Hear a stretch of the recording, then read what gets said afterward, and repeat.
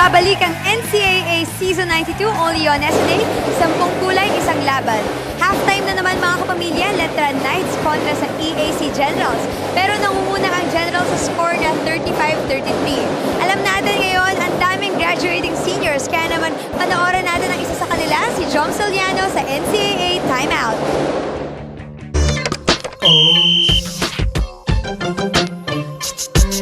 Ako si Jom Soliano ng Letran Knights. Time out muna tayo. Kevin Garnett. Kasi na bumibilib ako sa kanya, lalo na sa mga post move niya. Yun yung ginagaya ko pag naglalaro. Na-apply ko yung mga nakikita ko kay Kevin Garnett. Rinatry ko kung kaya ko. Rani Del Dio Campo.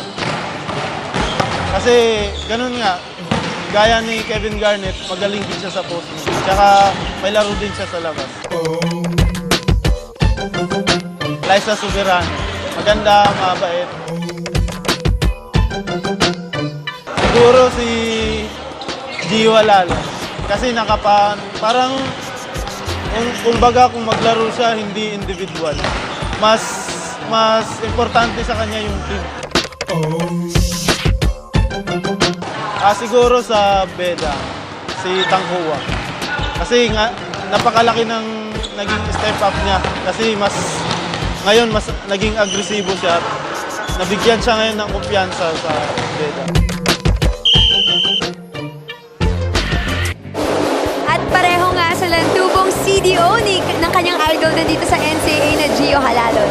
Kaya mga kapamilya, kung meron pa kayong mga comments, mga photos na gusto i-share, opinions, gawin nyo lang yan using the hashtag NCAA Season 92. At syempre, huwag nyo kakalimutan sagutin sa Twitter ang aming question of the day. Pupunta ako sa game day kapag blank. Again, gamitin nyo ang hashtag NCAA Season 92 at aantayin namin yan ni Anton at ni Coach Hammer. Magbabalik for more basketball action ng NCAA Season 92 only on SNA.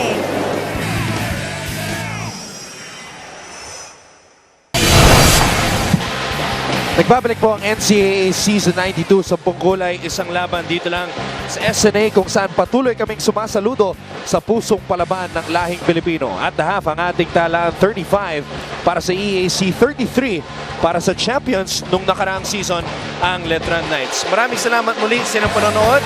Ako po ang inyong lingkod, Anton Roas, joined once again by Coach Hammer, Martin Antonio. Now Martin, we talked about the graduating players. Nabigyan sila ng pagkakataon ng dalawang coaches, Coach Jeff Napa at Coach Ariel Season.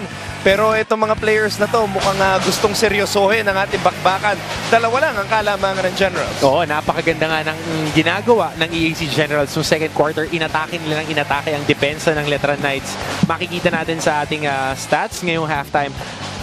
12 free throws. Nako, nakakagulat yan. Ang itinira ng EAC Generals kontra sa wala pang itinitirang free throws na itong Letran Knights. Field goals natin, napakadami ng itinira ng Letran Knights. 43 kumpara sa 34 lang ng EAC Generals. And rebounds, dikit lang tayo. Turnovers, parehas na mababa yan, Anton.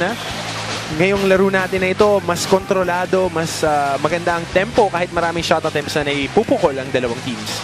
Nabanggit nga natin na number 1, pagdating sa free throw shooting, ang Letran, kaya naman nakakagulat na wala pa silang tinitira dito sa bakbaka na to. Oo, maraming ang atake. Mukhang kailangan natin ipacheck kay Coach Norman Gomez ng ating technical committee yung mga fouls na yan. Ba't wala pang tinitira ang Letran Knights, ha? Now let's take a look at the leading scorers. Hamado Lamino nangunguna para sa EAC with 9 points. Jeric Balanza with 7 para sa Letran. Graduating player John Marisoliano has got 6. At isa pang graduating player sa EAC naman, si Gerald Serrano, merong 6 na puntos. Oo, dalawang 3-pointers ang nabitawan niya. And tingnan natin kung makakabalik pa ito si Remy Morada na natapilok nung second quarter natin. Alright, we are all set for the second half of this second game.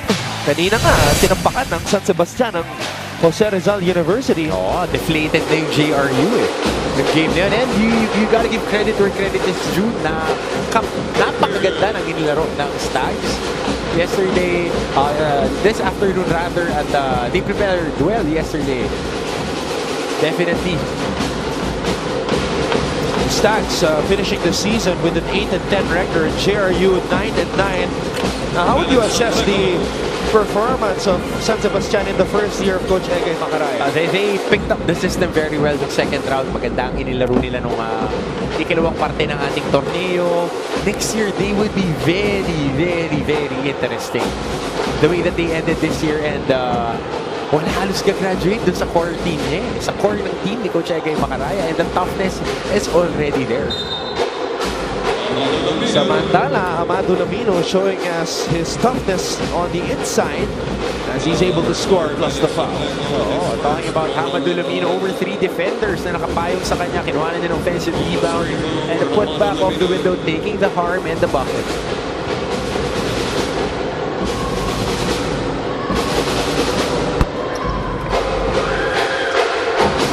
Nakompleto ang 3-point play. EAC 38-35 para sa Letran.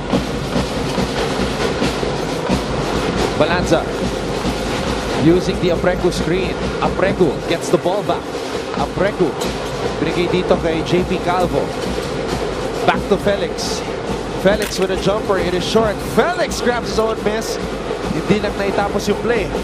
Yun talaga ang calling card ni Felix Aprecu, getting those garbage baskets, those extra possessions. Hindi lang nga niya na-convert yung basket na yan. King on Wubere. Munsayak for 3. Short. And the ball will go back the other way. Ito mukhang ma-overrule ng ating referees ng mas malapit. With FIBA kasi, ang ruling dyan is the referee closest to the action and who has the better view of the play, siya ang mag-overrule.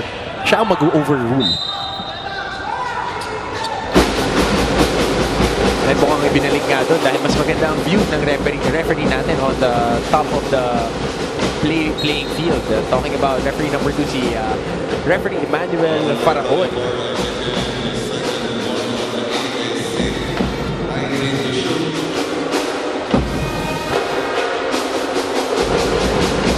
Soliano. Balanza gives it up to Nambatak. Nambatak, nakita si Calvo. Calvo trying to look for Aprecu on the inside. And Onwubere picks up the loose ball. Onwubere with a putback. Sidney Onwubere, his calling card din ang garbage baskets, getting those offensive rebounds. And ito, Joe Soliano scoring on transition. Munsayak. And Soliano fronting. Onwubere. Sidney Onwubere throwing up a triple. Right in front of the defender. Onwubere has taken an unusual amount of 3-pointers here in this game. That was only Sidney Onwubere's 7th made triple of the season. Alright, balikan muna natin si Roxanne Montalegre. Rox. Bago mag-halftime ito, napansin nyo na natapilok itong si Remy Morado ng EAC Generals. At sabi nga ng kanilang PT na nagtamo siya ng ankle sprain. Kaya naman ngayon, okay na siya. Treat na siya ng ice pack at handa na siyang bumalik sa kanyang last performance dito sa NCAA. At na-mention nga niya before the game na ang dami niyang natutunan dito kay Coach Ariel season, including to push himself forward, tamang disiplina, at maturity. Kaya naman sabi niya, he's looking forward after his NCAA journey to follow the footsteps ng kanyang iniidolo at dati ring teammate nung high school sa sa Davao na si Baser Amel. At kabilang ko na naman ni Coach Jeff Napa kung makita natin si Macjur Luit at na-mention nyo kanina na he's going into coaching.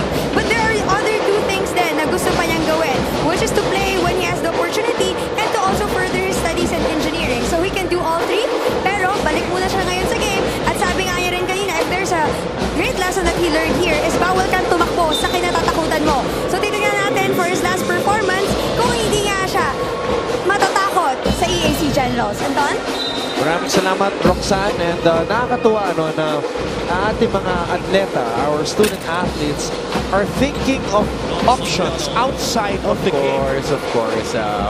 You are first a student, then an athlete. As one of my greatest mentors, Coach Nasosela, told me na masyadong maliit na parte lang ng buhay mo yung basketball, but you could leverage your success into parlaying it into other things. And nakakatuwa itong mga players natin ngayon that they are seeing na hindi lang basketball ang avenue for you to be successful, but it would be an integral part of the values that you've learned.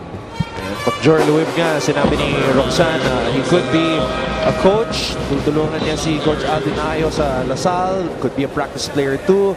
He could enter the draft, play in the developmental league, finish his course in marketing, and then pursue engineering in the future. At nagpapasalamat siya kay Father Vic Calvo, kay Father Clarence, sa buong Letran community, ang kanyang tatay na si Wilfredo Luib, ang kanyang nanay na si Rose, at syempre ang kanyang girlfriend na si Anne. Ayun talaga yung pinaka-importante. Ikaw wala ka pang pasalamatan, ha? But again, it's about that, eh. You gotta give credit sa mga, especially sa mga senior players natin who would be graduating. It's more than just basketball, eh. Yung lessons na ibinigay sa'yo ng iyong eskwela, and especially for a very good institution like the Colegio de San Juan de Letran, that really molds the character of their players. In the long run, yun yung magdadala sa'yo. Sa EAC naman, going back to Roxanne's report, si Jory Morada plans on playing in the developmental league also. If he's not playing basketball, he plans to go back to Davao and continue his studies sa HRM after finishing his studies sa EAC. Tapos binabati pala niya ang kanyang ate na si Kate Morada, who is in Morocco right now. Oh, Morocco! Our Yeah, KFC Morocco. subscribers and our team online. Tsaka bunso pala among 4 kids itong si Jory Morada, Martins. Oh, and we're speaking about the seniors. What about this guy who would still remain with the Letran Knights? Si Reynam Batak scoring a 3-pointer. Francis Bunsayak knocking down a triple as well. Ito, makakalaro natin to sa off-season. Sure ball. Sure ball. Alright, magbabalik ko ang season 92 ng NCAA. Happy birthday! Nabati ko ang family ko sa Lipa City, Batangas! Nabati ko yung mga kapitan dito kawaray. Nabati ko kami po sa Tarlac! Nabati ko lahat ng taga-QC! Nabati ko yung mga lahat ng mahal ko sa buhay. Love yun!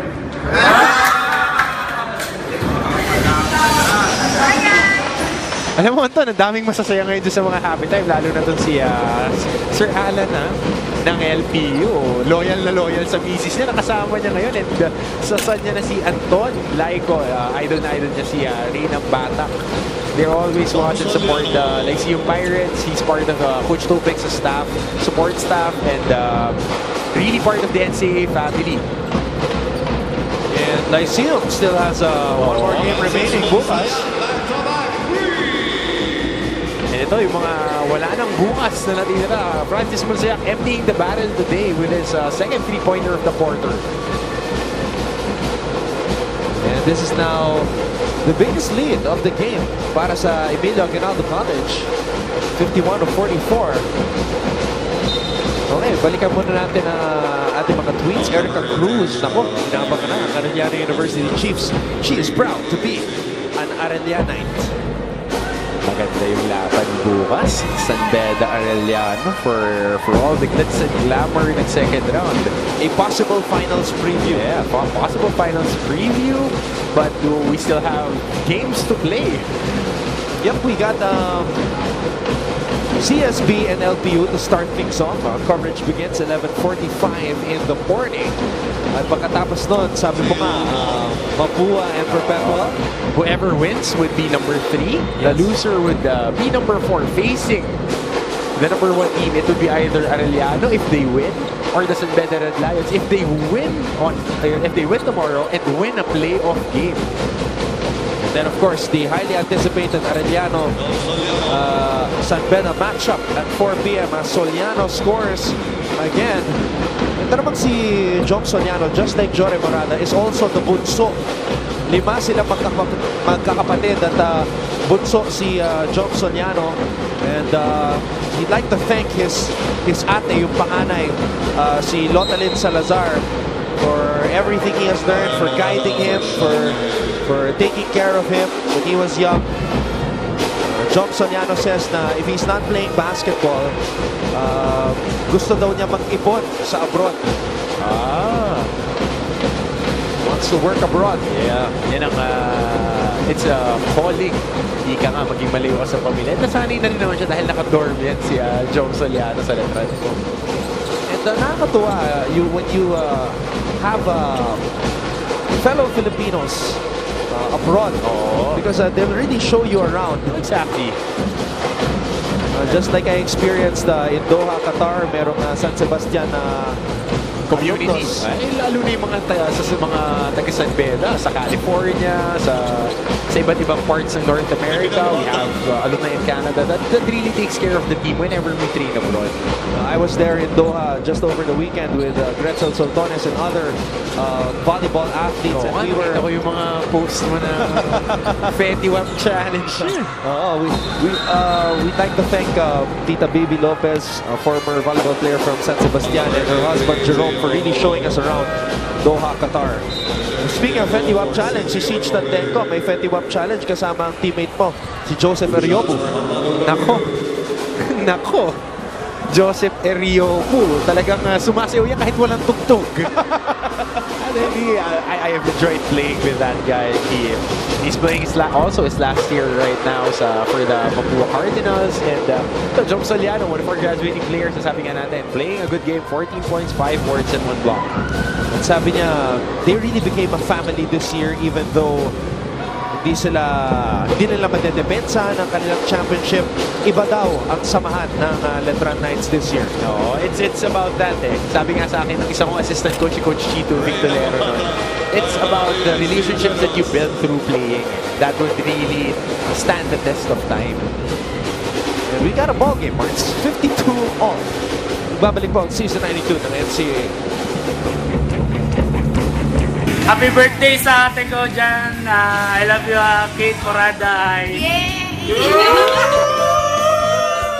Ay, kundo sa mga taga-Pulo-Pulo. Hello sa mga taga-Cavite. Hello sa mga taga-Bicol. Hi, sa mga taga-Bacolod. Kamusta ako na? Sa Dumaguete City.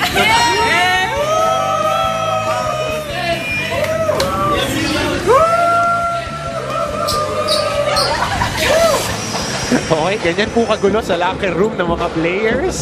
Pati po yung mga intern, binibigyan ng additional na trabaho ng mga yan. But again, it's amazing to be part of a team, especially for a collegiate team that competes at a high level sa isang napakagandang torneo, ang pinakamatandang torneo ng basketball sa Pilipinas para sa mga kolehiyo. Ito si Jory Morata, nagbabalik na sa ating laban, Martin. Despite spraining his left ankle. Oo, bukas na niya iindahin yan. Bababad na lang niya sa ice yan tonight. And play this last quarter and a fourth of a quarter na nalalabi sa ating laro. Bongkito trying to shoot over Hamado Lamino. Scramble for the loose ball. It's EAC basketball. Morada, Biten. Second serving. Does not fall. Mutsayak trying to get to it. No. Here's Magjor. Binigay kay Soliano. Soliano. Binagsak ang bola dito kay Bongkito. Kicks it out. Nambatak free from the corner. In and out. Taping ka na bola mapupunta kay Mutsayak. Mutsayak to Morada. Back to Mutsayak. Natapik ni Luib. That's a foul. Oh. Good transition defense there. MJ Luib holding the fort, getting a steal and then getting a foul on the attack. Tingnan mo ito, Anton, no? 2-on-1. Again, playing the passing lanes. Great recovery. Papasok lang sa ilalim ng paint dahil doon din naman pupunta yung bola.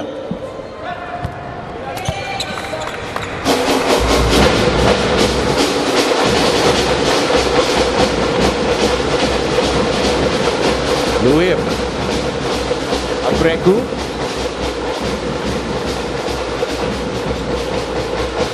Nambatak trying to post up Pascua. Luib. throws it out. The Batak has to fire. Lets it fly. In and out. Hamado Lamino with the rebound.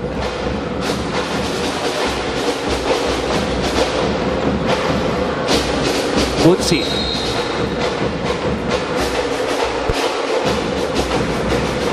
Ito ba tatawagan ng foul si Christian Balagasay doon, ha? Ito about this attack by the EAC Generals. Nakita mo yun? Not proper spacing it. That's why MJ Louis, being the smart player that he has, played the passing lane, just went through the paint, dahil reversing it. It's a 3-on-1, hindi nila nakapitalize. And those are the things na gustong trabahuin ni Coach Ariel Season pagdating ng off-season natin. Now, I talked to Coach Ariel Season earlier, and I asked him, what was the biggest learning for him dito sa season na ito? Sinabi niya, simple lang. He realized na kaya pala niya mag-coach. Because during the start of the season, nakikita niya sina Coach Atoy Ko, Jericho Deniera, Verhel Meneses, at nandiin daw siya. Nanginginig ang kanyang mga kamay when he was holding the whiteboard. Because he was matched up against legends in basketball. But for him to triple the number of wins that they achieved last year, na-realize niya na kaya pala niya mag-coach. Ayun nga, yun ang maganda sa basketball eh. Bilog ang bola, hindi mo kailangan isipin kung ano yung ginagawa ng mga kalaban mo. Again, he just focused on his team. You gotta commend Coach Ariel Season na pagdating niya rito, he instituted culture sa EAC Generals. They've been competing in all of their games. They are in the thick of the action. Marami silang natalo sa dulo lang eh. Yung bumibitaw, and understandably for a new coaching philosophy. And Coach Ariel, knowing that he is a very smart man, he would be able to adapt. At sinabi pa niya sa akin, Martin, na nung in-announce na siya yung magiging head coach ng EAC, people were wondering, sino ba itong si Coach Ariel Season? They didn't know who he was. Oo, and he is very much supported on his coaching staff by sila Coach Bok Melocoton, who played for the EAC Generals before. And yun, yung institute siya ng culture and hierarchy sa kanyang team. Only in the NCAA will you see a teacher become a head Who coach. has a PhD. Yes, and master's degree, doctorate degree, an EAC alumnus. And you could chalk up an additional 300% increase in his win total for later. Well, we have one more quarter of basketball to play. This is an exciting matchup between EAC and last year's champions, Letran. Fourth quarter sa aming pagbabalik. Ito po ang Season 92 ng NCAA sa SNA kung saan patuloy kaming sumasaludo sa pusong palaban ng lahing Pilipino.